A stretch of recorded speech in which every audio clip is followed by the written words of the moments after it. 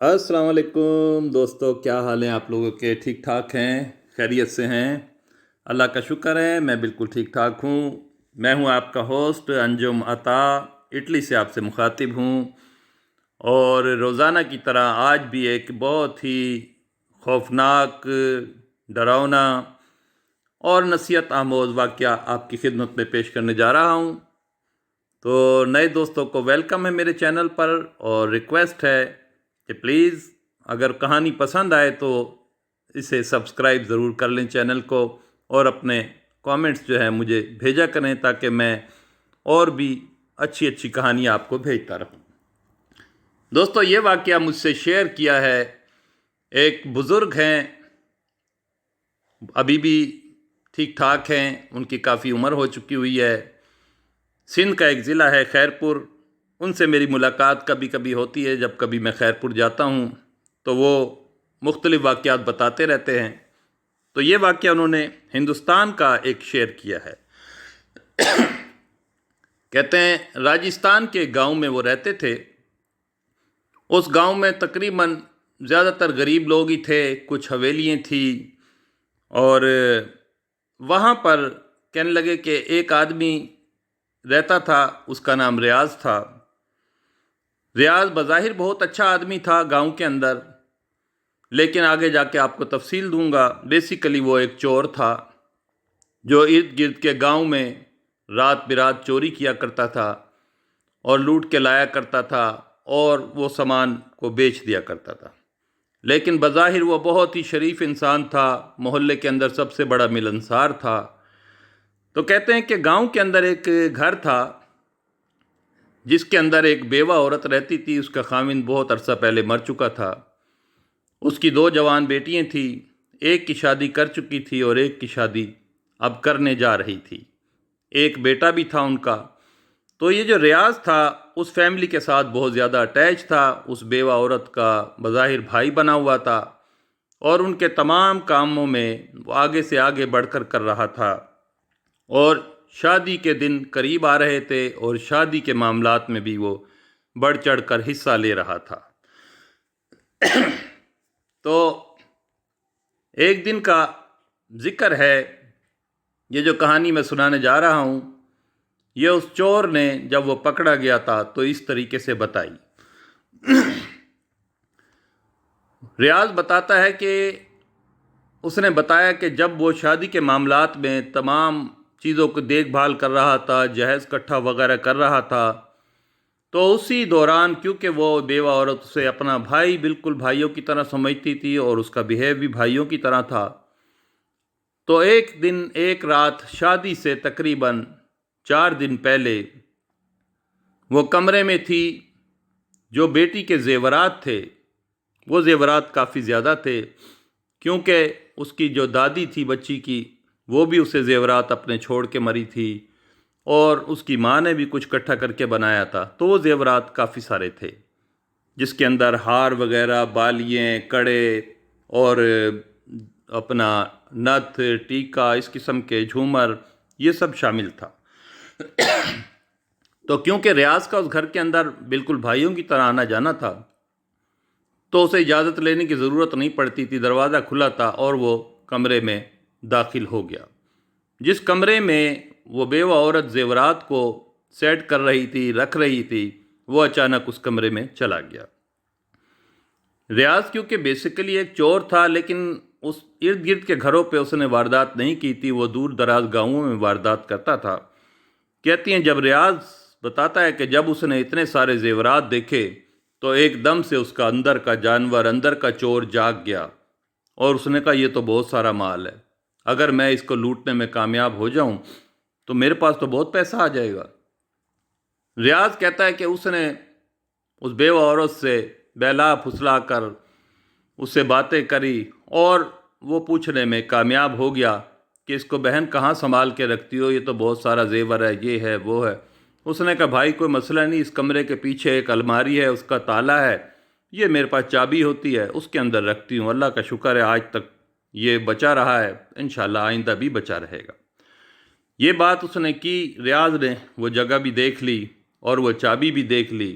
चाबी वो औरत अपने पल्लू में बांध के रखती थी। अक्सर पुरानी औरतें जो थी वो अपने पल्लू में बांध के रखा करती थी ख़ास चीज़ों को। रियाज ने अंदर ही अंदर ये प्रोग्राम बना लिया कि वो इस जेवर को किसी न किसी तरीके से चुरा लेगा। वो जो बेवा औरत थी वो बहुत इबादत गुजार थी। वो रात को तहज्जुद भी पढ़ती थी, रात के पिछले पहर उठकर 2-2:30 बजे और अल्लाह की इबादत किया करती थी। रियाज कहता है, उसने बताया बाद में कि शादी से 3 दिन पहले उसने प्रोग्राम बना लिया कि ये ज़ेवरात मैं आज ही चुरा लूँगा। कहता है गांव के घर हुआ करते थे, छोटी दीवारें हुआ करती थी और बड़ा पुरअमन गांव था। वहाँ उस गांव में कभी इस तरह के वारदात नहीं हुई थी, लिहाजा लोगों को ज़्यादा फिक्र भी नहीं होती थी। तो कहता है शादी के माहौल थे, झंडियाँ लगी हुई थी, लेकिन रात का सन्नाटा था। कहता है तकरीबन रात को 1:30-2 बजे के करीब मैं आया, दरवाज़ा बंद था, मैंने दीवार फलांगी और दीवार फलांग के अंदर चला गया। कहता है हल्की हल्की सी रोशनी जो थी उस कमरे में से नज़र आ रही थी जहाँ पे वो बेवा बहन रहती थी।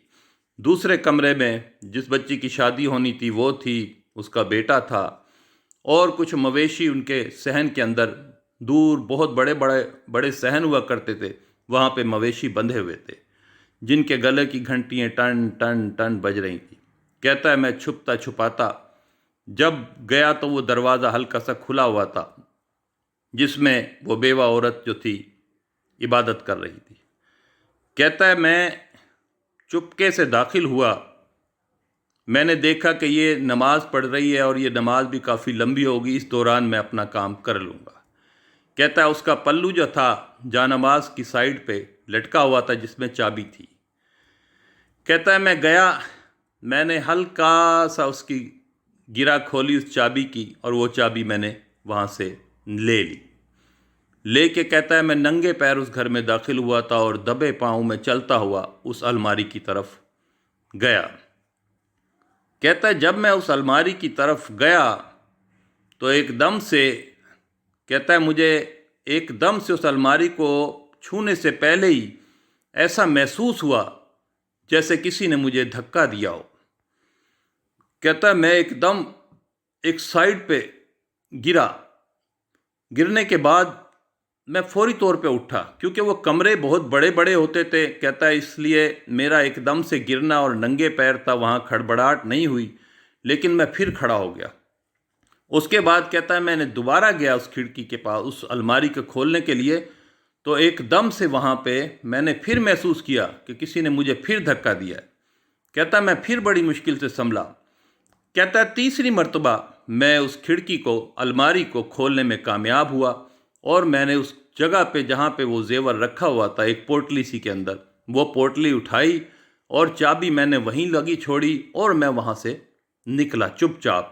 वो औरत मुसलसल अभी इबादत के अंदर मसरूफ़ थी जो बहन बनी हुई थी। कहता है मैं हल्का सा दरवाज़ा खोल कर और मैं जल्दी से दीवार को फांद कर और मैं अपने घर के अंदर, थोड़े से फासले पे घर था, कहता है मैं दाखिल होने में कामयाब हो गया। घर के अंदर कहता है उसकी एक बीवी थी और छोटे छोटे 2 बच्चे थे, वो सो रहे थे, उन्हें पता नहीं था। कहता है जाकर एक जगह के ऊपर मैंने अंदर एक जगह बनाई हुई थी जहाँ चोरी का सामान ला के रखता था।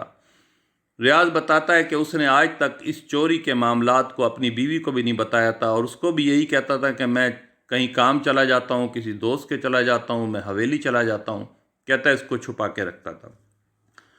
लेकिन रियाज ने बताया कि जब वो रख चुका और आकर बिस्तर के ऊपर लेटा तो लेटने के बाद क्या महसूस करता है कि उसके ऊपर एकदम से कोई चीज़, उसके ऊपर भार महसूस होना शुरू हुआ जो उसके सीने के ऊपर चढ़ गया और उसके बाद उसकी गर्दन को दबाने की कोशिश कर रहा था।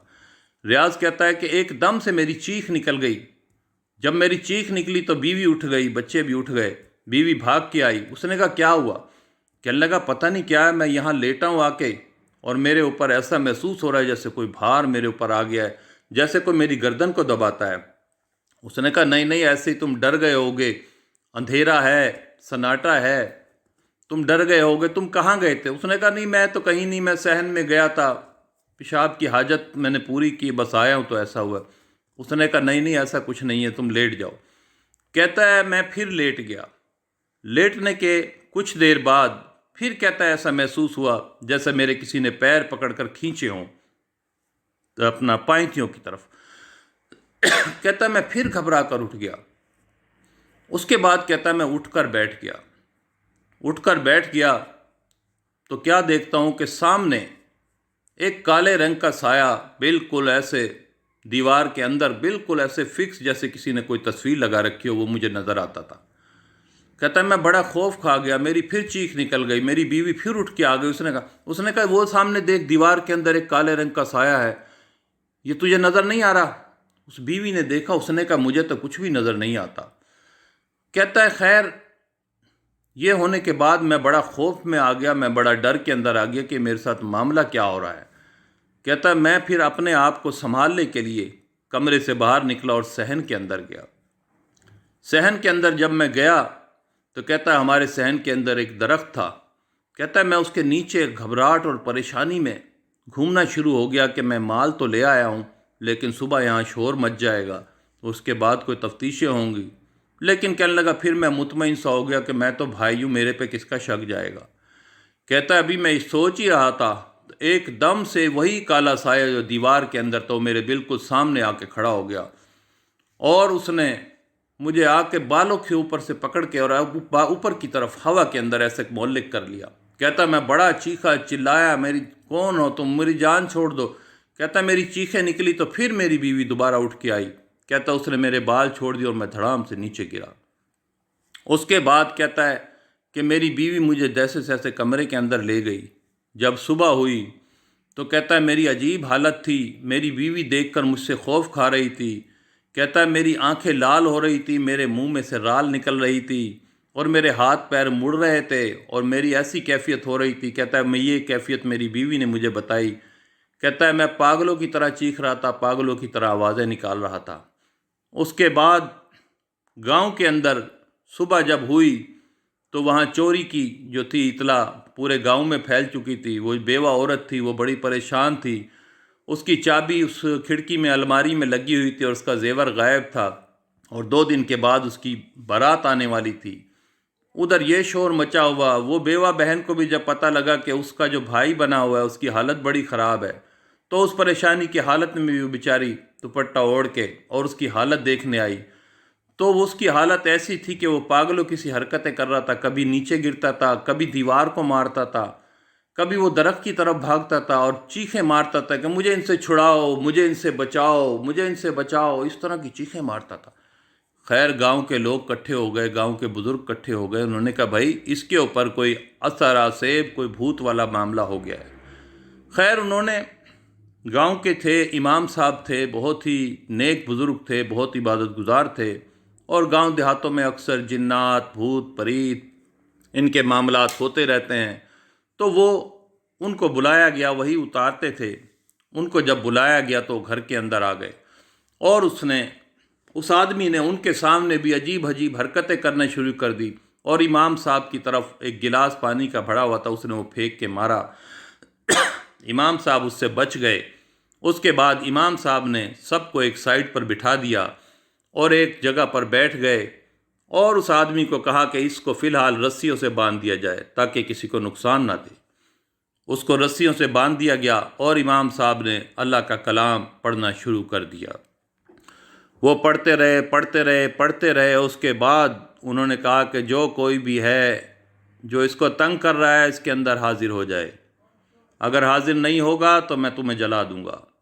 یہ کہہ کے انہوں نے پھر دوبارہ پڑھا اور پڑھتے رہے۔ اچانک سے اس آدمی کے اندر سے آواز آنا شروع آ گئی اور اس کی آواز ایسی خوفناک آواز تھی، بھرائی ہوئی آواز تھی اور وہ اس میں سے بولا امام صاحب میں آ گیا ہوں، امام صاحب کیا چاہتے ہو؟ امام صاحب نے کہا کہ تم نے اس کو کیوں پکڑا ہے؟ اس نے کیا کیا ہے جو تم نے اس کی جان کو پکڑ لیا ہے؟ تم چلے جاؤ یہاں سے، تمہیں جو چاہیے وہ تمہیں ملے گا لیکن اس کی جان چھوڑ دو۔ اس نے کہا امام صاحب मैं आपको बता रहा हूँ ये आदमी चोर है। जो चोरी कल हुई है गांव के अंदर उस बेवा औरत के घर के अंदर, वो सारा जेवर ये चोरी कर कर लेकर आया है। और ये सारा जेवर इस दीवार के साथ जो छोटी सी अलमारी बनी हुई है, ये सारा जेवर इसमें रखा हुआ है। ये जेवर जब तक उस बेवा औरत को वापस नहीं मिलेगा, हम इसकी जान नहीं छोड़ेंगे और हम इसको ख़त्म कर देंगे। जब तक ये जेवर उस औरत को नहीं देगा, हम इसको बिल्कुल नहीं छोड़ेंगे। वो औरत अल्लाह की बहुत इबादत गुजार है।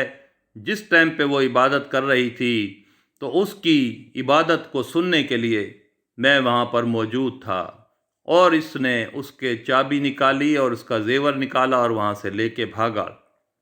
इसको मैंने 2 दफ़ा धक्का देने की कोशिश की, लेकिन ये नहीं डरा।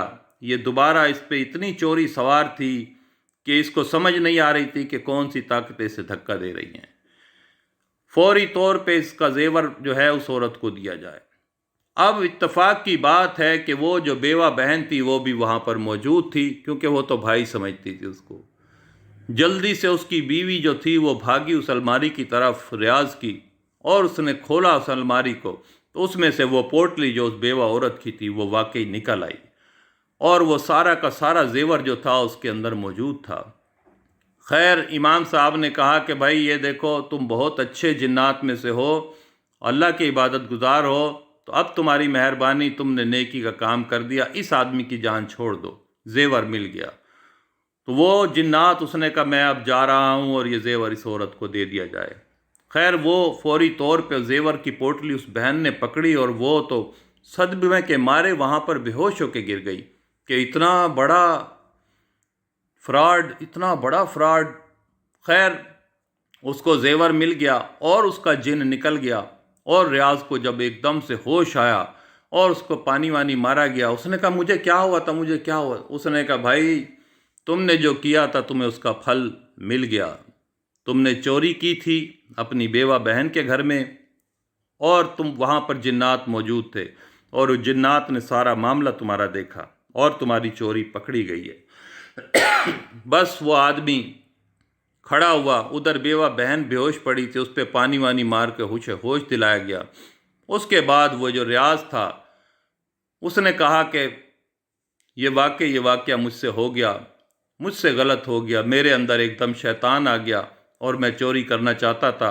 मुझे नहीं पता था कि अल्लाह की गैबी चीज़ें भी इन मामलात को देख रही होती हैं, और अगर वो रोकना चाहें तो वो रोक सकती हैं। खैर, वो पैरों में पड़ गया उस बहन के, और उसके बाद पूरा गांव जो था उस पर लानत मलामत करने लगा, और उसको वहीं पर छोड़कर सब लोग अपने अपने घरों को चले गए, और वो बेवा औरत भी अपने घर सामान को लेके गई।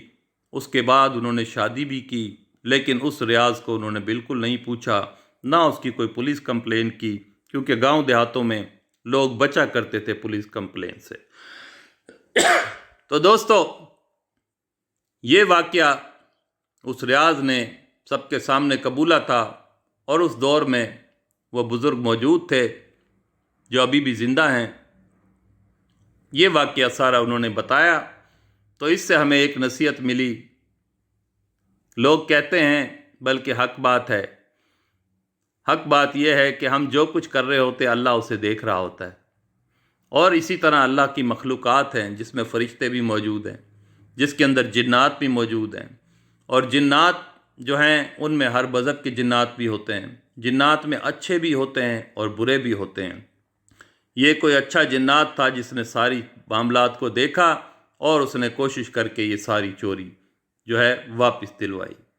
तो दोस्तों, उम्मीद है आपको ये रियल वाक़या पसंद आएगा, क्योंकि मेरी कोशिश होती है जो बुज़ुर्ग लोग वाक़यात बताते हैं ना, उसमें यकीनन जान होती है। तो अगर पसंद आए तो इसे सब्सक्राइब कर लें मेरे चैनल को प्लीज़, और अपने नए कमेंट्स मुझे अगर देंगे तो मुझे हौसला मिलेगा। अंजुम अता को नेक्स्ट वीडियो तक के लिए इजाज़त दें। अस्सलाम वालेकुम।